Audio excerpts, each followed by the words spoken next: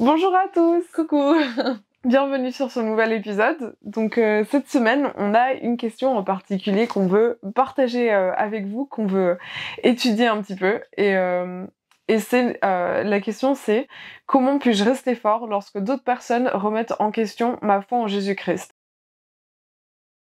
Et en fait, on veut se baser sur l'exemple de Jacob, qui est un exemple incroyable, je trouve que il a trop bien réagi dans une situation qui était vraiment difficile. Donc, on va un petit peu étudier ça. En fait, ça reprend un peu ce qu'on a dit la semaine dernière par rapport à toute l'idée de rechercher la vérité et de pourquoi on a besoin de rechercher la vérité. Et surtout parce que des fois, en fait, on remet en question notre vérité, donc on se sent un petit peu pris de court lorsqu'on remet en question notre façon de vivre. Et c'est pour ça que, voilà, on voulait continuer avec cette question-là. On a trouvé que c'était intéressant par rapport à tous les propos qu'on a dit la semaine dernière. Ouais, et puis en fait, ça montre quand on a cette vérité, comment on peut réagir et qu'est-ce qu'on peut faire face à des personnes qui n'ont pas cette même vérité ou qui vont contre cette vérité. Qui se moquent aussi un petit peu de tout ça, de ce qu'on croit. Ouais. Donc en fait, on va se baser sur les chapitres 5 à 7 de Jacob dans le livre de Mormon. Et Isa a elle a fait une très très belle analyse de ces 3 chapitres, donc je la laisse en parler. Ouais, je trouve, alors pour moi, c'est vraiment intéressant de lire les chapitres les uns après les autres, genre vraiment la même journée. Et en fait, en lisant les chapitres comme ça, je me suis rendu compte de combien ils sont liés. Donc dans le chapitre 5, ça parle de Dieu, ça parle de combien en fait il a cherché à savoir quoi faire pour son peuple, pour faire en sorte qu'il puisse se repentir, pour qu'il se tourne vers lui, combien il a eu le cœur brisé à cause de toute la méchanceté de son peuple, de tout ce que... de combien en fait son peuple il se détournait de lui et que ça lui a fait du mal. Et à l'époque il tuait les prophètes aussi, donc ça l'a fait beaucoup. Ouais, du coup combien ils ont fait de mal aux prophètes que lui il a envoyé, aux messagers en fait qu'il a envoyé pour se repentir. Donc il y a tout cet aspect qui est mentionné dans le chapitre 5. Dans le chapitre 6, donc c'est Jacob qui parle et qui prophétise et qui parle du fait que oui, il y a un Dieu, que ça serait impossible de le nier et qu'il invite vraiment son peuple à se repentir, à devenir de nouvelles personnes, à changer complètement, à savoir qu'il y a un Dieu qui est là et qui nous aime justement comme il disait juste avant dans le chapitre 5, que Dieu il est là, qu'il essaie de nous tendre la main, que nous on doit la prendre en fait, cette main qu'il nous tend et nous repentir comme il nous invite à le faire. Et puis après on tombe sur Jacob 7 où en fait ça parle de Shérem. Et Shérem c'est une personne qui remet complètement en question tout ce que Jacob a enseigné et qui fait quelque chose de pire. Il dit à Jacob qu'il a et alors je vous dis c'est dans le 7, il lui dit « Tu as égaré une grande partie de ce peuple, de sorte qu'il pervertit la voie droite de Dieu et ne garde pas la loi de Moïse. » Ouais, donc c'est vraiment un antéchrist qui vient et qui essaye d'amener le peuple à aller contre tout ce que Jacob a essayé de lui enseigner et qui va en fait contre tout ce que Jacob a dit dans les deux derniers chapitres et tout ce qu'il a essayé d'inciter le peuple à faire. Et je trouve que c'est tellement intéressant en fait de voir toutes ces choses parce que justement on voit la réaction de Jacob. Et aussi ce que ça amène, la réaction de Jacob dans Shérem. Oui, ouais, exact. J'aime énormément cette histoire parce que justement, en fait, Shérem, ce qu'il fait, c'est qu'il prend la loi de Moïse qu'il connaît lui-même très bien, il en donne une autre interprétation, il dit non, ce que tu as dit, c'est complètement faux. Jacob reste bien calé sur ses bases, il lui dit non, tu as tort, si tu avais lu les Écritures, si tu croyais en les Écritures, tu ne pourrais pas dire cette chose. Et en fait, au final, on voit que Shérem dit, en fait, tu sais quoi, t'avais raison, j'ai complètement tort. Il ramène tout le monde, à tous ceux à qui il avait enseigné sa perception de l'évangile, il dit non, c'est pas vrai, il faut que je vous avoue que j'avais mal compris, que je vous ai égaré moi, alors que je disais que c'était Jacob qui était en train de vous égarer, et je trouve ça hyper intéressant, justement, de parler de cette histoire, et de voir comment Jacob a réussi à rétablir la vérité, et à ne pas et à ne pas se laisser ébranler, comme on dit dans les Écritures, c'est une expression du livre de Mormon, et à ne pas se laisser ébranler dans ses convictions. Et je trouve que c'est hyper intéressant à voir. En fait, j'aimerais commencer par introduire un petit peu qui était cette personne, ce Sherem. Dans le 3 et le 4, Jacob, il nous raconte... Il dit que Sherem travailla diligemment à égarer le cœur du peuple de sorte qu'il égara beaucoup de cœurs. Et sachant que moi, Jacob, j'avais foi au Christ qui devait venir, il chercha vivement une occasion d'arriver jusqu'à moi. Et il était instruit, de sorte qu'il avait la connaissance parfaite de la langue du peuple. C'est pourquoi il pouvait user de beaucoup de flatteries et d'une grande puissance de parole selon le pouvoir du diable. Ça, je trouve ça très intéressant, parce que la semaine dernière, on parlait justement de la vérité et de comment on peut être égaré par beaucoup de personnes qui savent parler, qui savent dire les choses. Et en fait, ce Sherem, c'est exactement une de ces personnes. C'est cette personne qui connaît parfaitement... ce en quoi on croit, ce en quoi ces personnes croyaient, qui connaissaient parfaitement la langue, qui savaient exactement les tournures de phrases pour interpréter comme ils voulaient les choses, et qui a vraiment réussi à entrer dans le cœur des personnes et à dire « Ok, c'est ce gars-là qui a raison ». Et en fait, nous, je sais pas vous, mais je pense que des fois, on peut se sentir justement un peu bête face à ces personnes. Moi, j'ai eu des conversations avec certaines personnes qui m'ont fait me sentir clairement bête, qui m'ont fait dire « Non, mais regarde, cette tournure de phrase, enfin, ce verset-là, il veut absolument pas dire ça parce que tac, tac, tac, tac, tac, tac, tac », parce qu'en fait, ils l'avaient tellement bien étudié, et ils avaient tellement bien trouvé une interprétation différente que ça a commencé à me faire douter. Et quand je me suis replongée dans les Écritures après ces interactions, je me suis rendu compte que c'était pas du tout la bonne interprétation. Et en fait, je trouve ça très intéressant que Sherem était capable de faire ça. Et en fait, je trouve ça aussi intéressant le fait que il aille voir spécialement genre Jacob, qu'il savait genre comment, enfin combien Jacob il était, enfin on va dire à fond dans l'évangile, que enfin vraiment il prophétisait au peuple, il savait tellement de choses, et en fait il est allé le voir, le trouver, parce que il voulait essayer de l'égarer lui avec la connaissance qu'il croyait avoir. Et justement, dans le 5, Jacob, il dit « Il espérait m'ébranler dans ma foi, malgré les nombreuses révélations et les nombreuses choses que j'avais vues à ce sujet. Car j'avais en vérité vu des anges et ils m'avaient servi, et j'avais aussi entendu la voix du Seigneur me parler de temps en temps avec ses propres paroles. C'est pourquoi je ne pouvais être ébranlé. » J'aime trop. Et en fait, je trouve ça tellement fort de voir que, voilà, Jacob, il savait quel type de personne Sherem était. Il savait exactement genre les choses qu'il savait, mais il savait aussi exactement ce que lui-même il connaissait. Ouais. Il savait qu'il avait un témoignage de l'évangile, il savait ce qu'il avait vu, il se rappelait de ce qu'il avait vu, peut-être aussi parce qu'il l'avait écrit, que c'était des choses qu'il relisait, ou que voilà, enfin il savait exactement tout ce qu'il avait vécu dans sa vie et combien il était ancré dans sa foi. Qui savait que quoi que Sherem puisse dire, il n'allait pas être ébranlé, et il n'allait pas le faire tourner ou le faire dévier de ce qu'il connaissait profondément. Et ça me rappelle quelque chose qu'on a dit aussi la semaine dernière. On a un petit peu parlé du Saint-Esprit et de comment le Saint-Esprit il nous rappelle de toutes les choses qu'on a vécues et de toutes les vérités. Et je pense que Jacob, il vivait une vie qui faisait qu'il était constamment en relation avec le Saint-Esprit. Et du coup, le Saint-Esprit lui rappelait tout ce qu'il avait vécu, tout ce qu'il avait fait, tout ce qu'il avait vu, tout ce qu'il avait appris. Et c'était tellement fort et tellement constant dans sa vie qu'en fait, il avait aucun doute, absolument aucun doute de ce qu'il croyait et de la façon de l'enseigner. Et si on veut commencer un petit peu justement à répondre à la question d'aujourd'hui, je pense que ça, c'est une des choses importantes. Vivre une vie qui fait qu'on peut avoir constamment le Saint-Esprit avec nous, pour que le Saint-Esprit nous rappelle et continue de nous enseigner les choses qu'on a déjà vécues, et qu'on a déjà compris, et qu'on a déjà lu, et qu'on a déjà étudié. Et quand on a ça,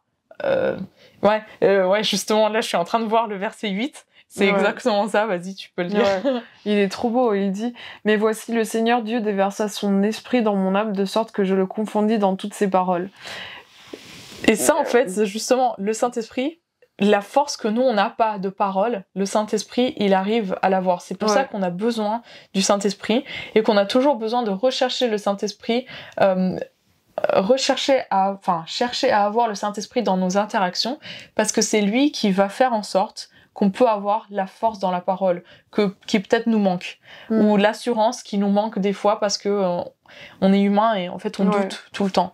Et je pense que c'est vraiment l'esprit qui fait, je ne pense pas, je sais que c'est l'esprit qui fait toute la différence dans nos interactions. Ouais. Et puis on sait très bien aussi que l'esprit nous rappelle des choses qu'on a lues et qu'on a étudiées. Donc ça veut pas dire qu'on doit se rappeler d'exactement chacune des choses que voilà qu'on a lues, mais c'est vraiment l'esprit qui va nous aider à nous les rappeler aux moments qui sont importants. Et justement quand j'étais en train de réfléchir, parce que je pense que voilà, Jacob, il est très ancré dans les Écritures, dans sa connaissance. Je pense qu'il a dû avoir une connaissance incroyable des Écritures. Et je pense que parfois, ça peut être difficile pour nous d'avoir cette connaissance autant que lui. Parce que voilà, enfin, on est humain, donc bien sûr, c'est un conseil qu'on vous donne. Mais je pense que ça peut être difficile d'avoir autant de connaissances. Mais j'étais quand même en train de penser au fait à l'importance des Écritures en général, au fait que les lire tous les jours, ça a une importance extrême parce que ça nous garde sur ces vérités en fait qu'on connaît et que peut-être on oublie à cause de certaines situations qui peuvent arriver dans notre vie. Ça nous aide à être ancrés dans les choses qui sont justes et qui sont importantes. Et même si on n'arrive pas à lire, même si on n'arrive pas à lire énormément, si on arrive à lire même quelques versets de façon consciente, en fait ces versets ils vont avoir un impact sur le reste de notre journée parce qu'on va les avoir dans la tête. Donc même si on étudie 2-3 versets et qu'on essaie de comprendre un petit peu, ok, comment est-ce que ce verset se rapporte à une expérience que j'ai eue dans ma vie? En fait, toute la journée, on va avoir ça en tête. Peut-être pas toute la journée, genre H24, mais en fait, si on y repense le soir, on se rend compte qu'on a eu des choses pendant la journée. Et au final, c'est ces petites expériences qui font qu'on peut avoir cette constance dans les Écritures et l'influence constante du Saint-Esprit dans notre vie. Et justement, là, Jacob, il demande à Shérem, crois-tu aux Écritures? Et Shérem, il dit oui. Et Jacob, il lui dit, alors tu ne les comprends pas, car elles témoignent en vérité du Christ. Voici, je te dis qu'aucun des prophètes n'a écrit ni prophétisé sans parler de ce Christ. Et en fait, je trouve que c'est ça l'importance aussi de lire, pas, comme tu dis, pas forcément des pages et des pages entières des Écritures tous les jours, mais de les lire et de les étudier, de lire et d'étudier quelques versets par jour, mais vraiment de se mettre en fait, de vraiment chercher à les comprendre profondément, parce que sinon en fait on va être comme Shérem, malgré le fait qu'on les ait lus, on les comprend pas et on va penser qu'on les comprend alors qu'en fait non. Il nous manque une partie importante. Il nous manque une grosse partie. J'aime trop ce que t'as dit parce que je pense que, alors, Shérem, je pense qu'il était clairement, qu'il voulait clairement détourner l'Église, d'accord. Enfin, il voulait clairement faire du mal aux personnes. Mais il y a certaines personnes, et peut-être nous, des fois aussi, on est comme ça. En fait, on se rend pas compte qu'on n'a pas compris quelque chose et on l'enseigne fervemment et on s'offusque quand quelqu'un nous dit que c'est pas vrai. On se rend pas compte, on n'a pas l'humilité en fait de se dire ok, j'ai mal compris les Écritures. Et j'aime beaucoup parce qu'on peut être des Shérem des fois, nous aussi. Et peut-être pas avec toute l'intention que Shérem il y a mis, parce qu'il a vraiment fait beaucoup d'efforts pour détourner les personnes de la vérité. Mais c'est vrai que des fois, nous aussi, on peut être un petit peu des instruments de détournement de la vérité, parce que on reste tellement bloqué sur des choses qu'on a appris et qu'on croit être vraies, qu'on n'arrive pas à avoir l'humilité de comprendre les Écritures et de comprendre les enseignements, surtout des prophètes qui disent le contraire de ce que nous on croit. Et ce chapitre, il remet un petit peu, il aide à nous remettre un petit peu en question. Il aide à dire, quelqu'un qui connaissait tellement bien la loi de Moïse a pu se tromper tellement fort aussi. Mais si on pense aussi aux pharisiens, ils ont fait la même chose que Shérem. Ils se sont trompés tellement fort qu'ils n'ont pas réussi à voir le Christ qui était devant eux. Ils n'ont pas réussi à le connaître alors qu'ils ont passé leur vie à étudier le Christ. Et ça nous aide à nous remettre aussi en question. Est-ce que je vois le Christ comme ce que les Écritures m'enseignent qu'il est? Et ça nous aide justement à avoir cette connaissance pour ne pas être ébranlé et pour ne pas être détourné de la vraie vérité du Christ et de ce qu'on croit et de ce qu'on est censé vivre en fait. Et une autre chose en fait que je vois de ce chapitre, j'ai l'impression qu'on dit des choses qui sont basiques, mais je trouve que c'est tellement les choses qui sont importantes. C'est les choses de base, elles sont pas basiques, c'est les choses de base. C'est la différence. Ouais. Et en fait, c'est ces choses de base qui, le plus on les fait, le plus elles vont nous aider à avoir un vrai témoignage et vraiment à avoir une vraie fondation. Mais une autre chose, c'est que je trouve que Jacob, il témoigne tout au long de ce chapitre, il témoigne à Shérem de ces choses. Enfin, justement, là, quand le 11 que j'avais lu, quand il lui dit il y a un Christ, ça se voit de partout qu'il y a un Christ. C'est un témoignage énorme. Ouais, c'est un témoignage énorme. Et dans le 12, il dit cela m'a été manifesté car j'ai entendu et vu, et cela m'a aussi été manifesté par le pouvoir du Saint-Esprit. C'est pourquoi je sais que si aucune expiation n'était faite, toute l'humanité serait perdue. Et en fait, enfin, je trouve que notre témoignage, c'est notre plus grande arme de défense et je l'ai toujours pensé et je le penserai toujours que il y a personne qui peut venir et qui peut nous dire mais c'est pas vrai ce que tu me témoignes. Parce que c'est quelque chose que nous, on a vu et qu'on a ressenti. Et peut-être qu'on a vu aussi. C'est quelque chose qui est tellement personnel que, en fait, si vraiment on sait à 100% que c'est des vérités qui sont vraies, personne jamais ne pourra nous faire douter de ces choses qu'on témoigne. J'aime trop. J'aimerais qu'on termine en fait un petit peu cette conversation, cette histoire de Shérem, et j'aimerais lire les 3 versets qui parlent exactement de ce qui s'est passé à la fin. Et je trouve qu'ils sont trop beaux.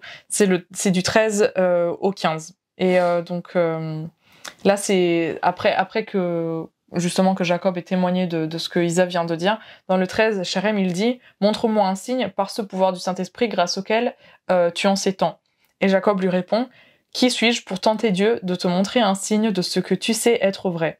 Pourtant tu le nieras parce que tu es du diable. Néanmoins que ce ne soit pas ma volonté qui soit faite, mais si Dieu te frappe, que ce soit un signe pour toi qu'il a le pouvoir, tant au ciel que sur la terre.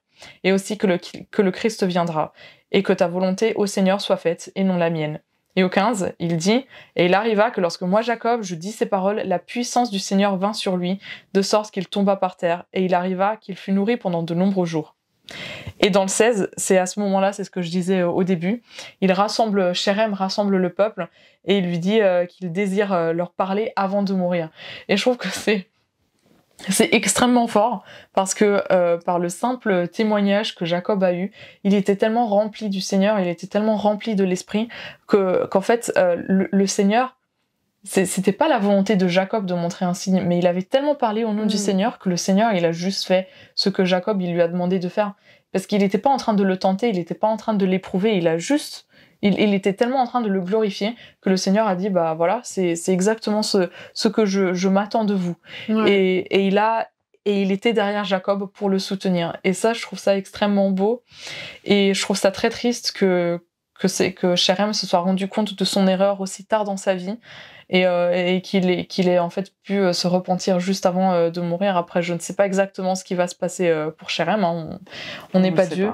Mais je trouve que cette histoire, elle est très représentative de comment on peut faire face à ceux qui se moquent de nous, à ceux qui ne croient pas en ce qu'on croit et pas juste ça, mais à ceux qui font toute une campagne contre nous, quoi. Parce qu'il y en a des gens comme ça. Ouais, mais j'aime bien ce que t'as dit, parce qu'au final, pour reprendre genre tout ce qu'on a dit, le Seigneur, il va être là dans chaque étape de ce qui peut nous arriver, que ce soit, enfin voilà, dans des situations comme ça ou dans d'autres, le Seigneur, il va être là pour nous épauler et pour savoir que, enfin voilà, pour nous montrer qu'on n'est pas seul et pour nous montrer à savoir. Donc voilà. Ouais. Du coup, c'était le petit épisode, notre petit partage de cette semaine. On espère que vous avez aimé. N'hésitez pas à nous mettre dans les commentaires ce que vous avez appris de ces chapitres et de ce qu'on a pu vous partager. On vous invite, du coup, à les relire et à essayer justement de trouver un petit peu plus par rapport à cette question, de comprendre un petit peu plus cette question et d'y répondre par vous-même. Et donc, vu qu'on n'a pas eu trop l'opportunité d'étudier le chapitre 5, on aimerait justement que le live de ce mois-ci se fasse par rapport à Jacob 5.